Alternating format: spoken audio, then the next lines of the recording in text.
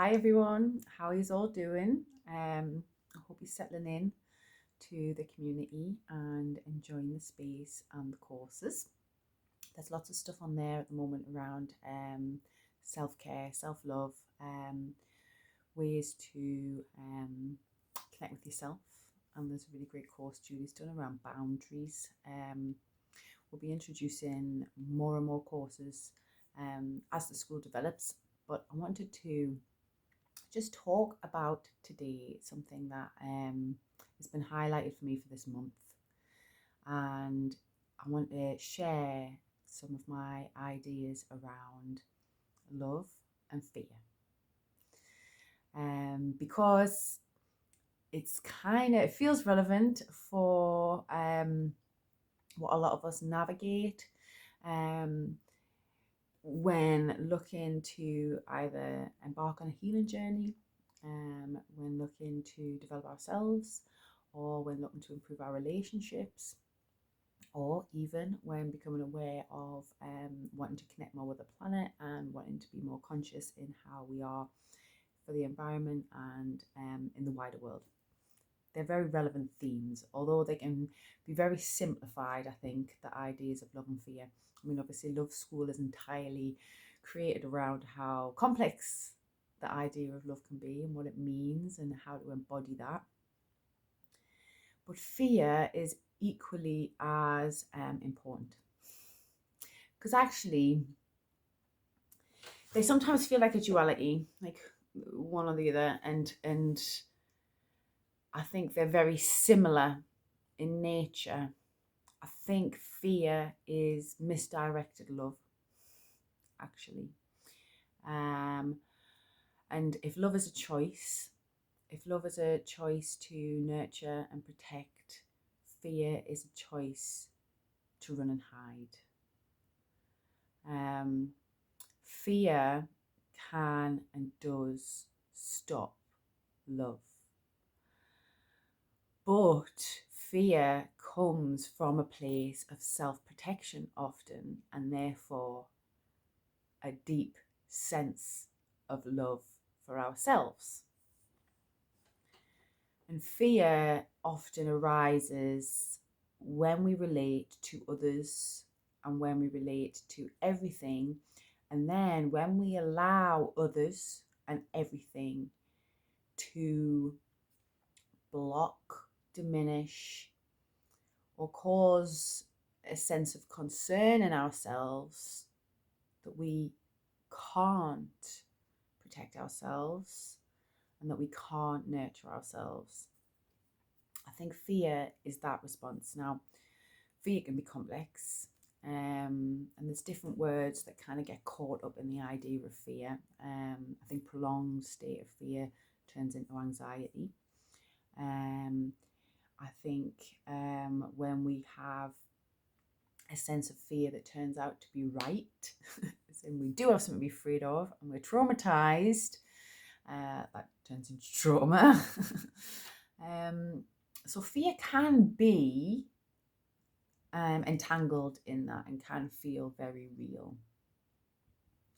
But my experiences of overcoming fear is that you can't overcome fear without acknowledging love and without acknowledging the underlying current of love that causes us fear.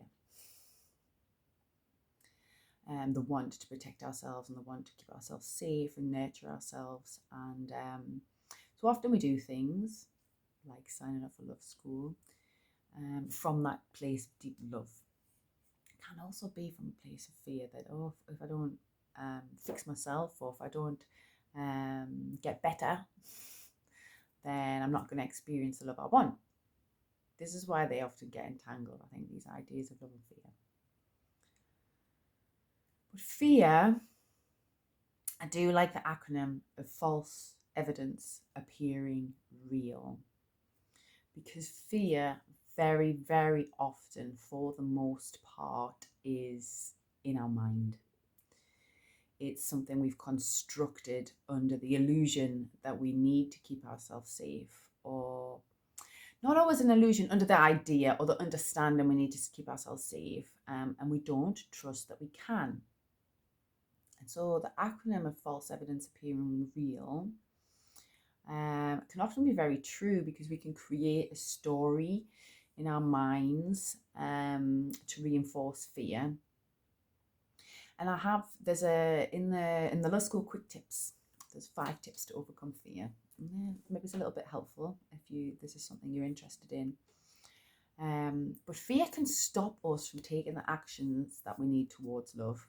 Because when it is really fear, when it's false evidence appearing real, and we are scared of the unknown, being different, the new, it's an ego response, and ego and fear go hand in hand, very much so. Our innate strength, our soul, our spirit, our body rarely feels fear as false evidence appearing real. We can trick ourselves sometimes through our senses and how our minds interpret activities, but when we are really grounded in our bodies, and when we really have the knowledge, the wisdom, and the faith in ourselves, there's very little fear to be had, which is the truth. So I don't feel very much fear, pretty much ever now. I used to live in a state of very high anxiety, which I didn't realise. I have to manage symptoms of PTSD and CPTSD, which is linked to trauma. And then responses can be at times very real. But actually, the more that I understand these things, the more that I challenge myself to overcome them, the more I build resilience and faith in my ability to be able to overcome anything and to be able to handle my emotions, the less fear I feel. And that has been proven to me time and time again.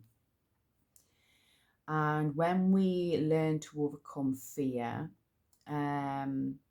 our body, our system appreciates it, and we can develop.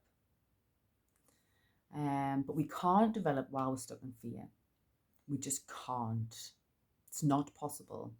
And the energy of fear is a very manipulative one.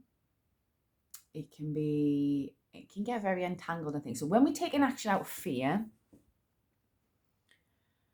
it perpetuates that. So if we do something because we're afraid of the consequences, because we don't trust that we can deal with the consequences of doing something, or we avoid doing something because we don't trust ourselves, or it actually becomes more and more scary to overcome it, because we're feeding the fear, we're feeding the false evidence. And actually our bodies know when we're in real danger, and we can respond. And the more that we learn to tune into that, and the more that we learn to challenge our fears, especially irrational ones. I'm talking a lot more about irrational fears here. Like, I used to be scared of spiders. Like, if you're scared of spiders, like, start there. You know, if you're scared of a bug, like, a tiny little bug. We live in the UK where there's literally no insects that can kill you, harm you. You know, we don't have like mosquitoes that can give you a horrible disease. We have nothing like that. There's like no threat really that can come from a bug, right, in our country. And that's just reality.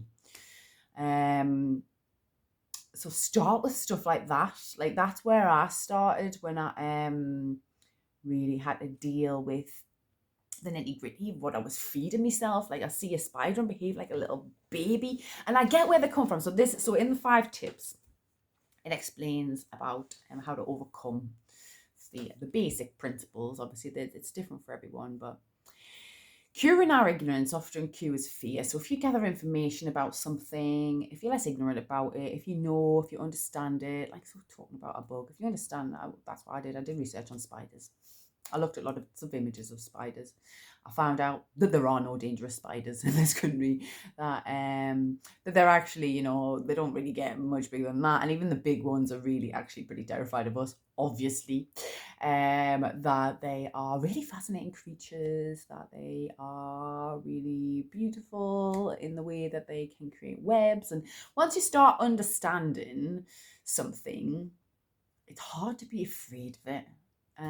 It really is. And our minds are really powerful as humans. Like, it's really important to manage your mind when dealing with these things, because it is an irrational fear. Like, obviously, there's real fears, things that we can be afraid of that we'll have to build up to, like fear of confrontation with certain people can be a real fear. Like, some people are really violent, and that would be sensible to be afraid of really violent people. But learning when to navigate that, again, like finding more information, helps you to trust yourself, so you know which people you can trust to be around, and what circumstances people are less likely to be aggressive. It's all about getting a better understanding, and then changing your mental health around it, changing how you're thinking about it, changing how you're responding about it, and putting things into the correct context. And it is often about starting small. Now, we're going to be adding a lot more content to the school. I am going to be adding a lot more content very soon around life design and around creating healing environments. And that's going to include mind health, body health, emotional health, and environmental health. They're going to, and then as you navigate it, will maybe make more sense of how you can condition yourself in a healthier way to overcome things like irrational fears. But the reason I'm saying this is because sometimes we can take an action out of love and trying to move away from our fear, but then our fear actually blocks us, not knowing how it'll affect us, not knowing how we'll be able to, how we'll be without that fear. And the reality is, I've never had any regrets from overcoming any of my fears. There's not a single fear I would invite back. Like, once you get rid of them, once you clear them, you are more able to love, you're more able to love yourself, you're more able to nurture and protect yourself.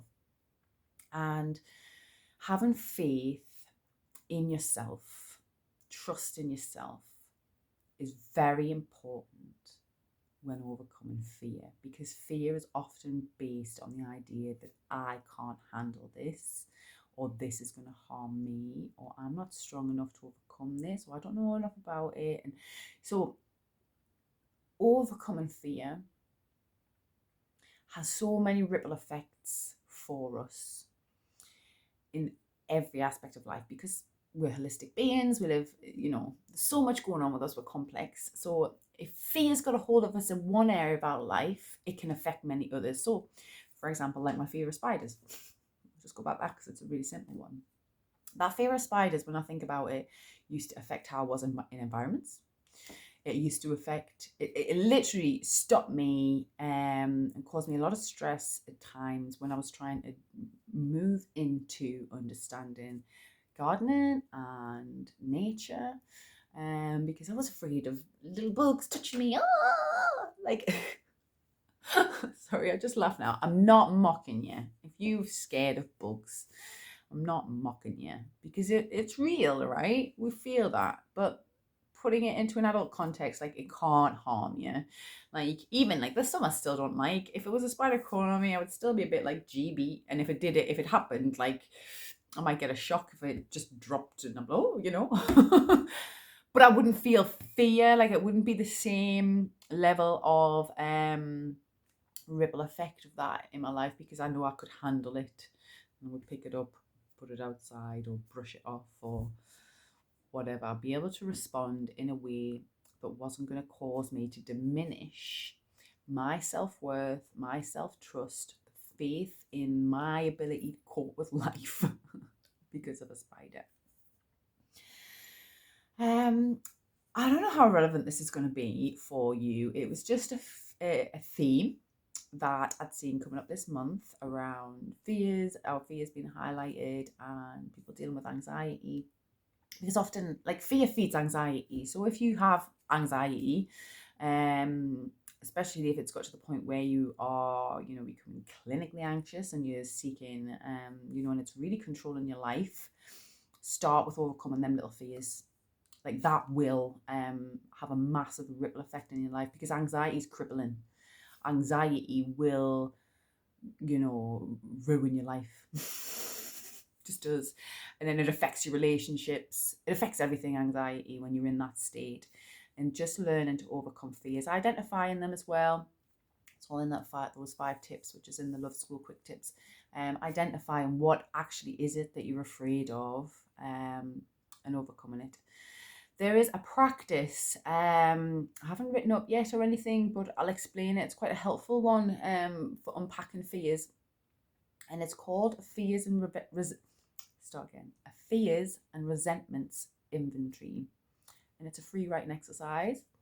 You start at the top with either I resent or I fear, and you unpack it. Don't think too much. This is something that just comes out as you're writing.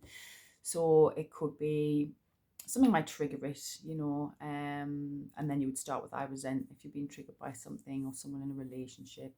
I resent Terry because she's amplifying my fears, and I'm afraid that I can't cope with my fears, and that means that I'm not a strong person, and that means actually I'm a weak person, and that means if I'm a weak person, I'm vulnerable to other people, and if I'm vulnerable to other people, I'm afraid that I can be hurt, and I'm afraid that I can be hurt because I'm not strong enough, and I'm not strong enough because I'm afraid that if I go outside and do exercise, I'll be mocked, and if I'm mocked, I'll be socially outcasted. If I'm socially outcasted, I might starve and die.